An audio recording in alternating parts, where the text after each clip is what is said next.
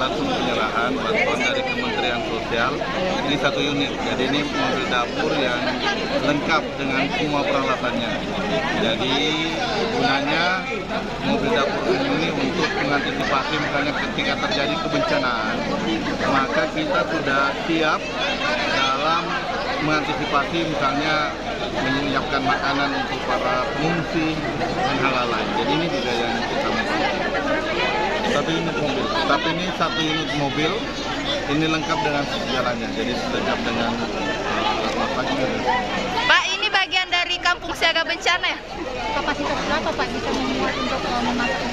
Kalau kapasitasnya ini ada 2 mata kompornya dan bisa beberapa yang alat yang bisa juga di luar kompor, di luar mobil untuk masak untuk panci besar. Jadi itu bisa sampai mungkin seribuan orang kalau misalnya mengungsi bisa dibantu untuk dimasakkan. Pak, Ini bantuan dari mana?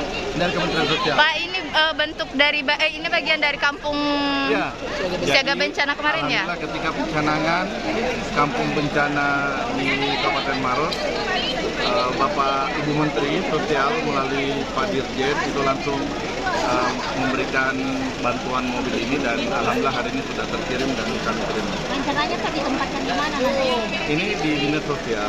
Jadi ketika ada memang hal-hal yang terjadi, ada bencanaan, ada kegiatan yang memang sangat memerlukan untuk dapur umum, kita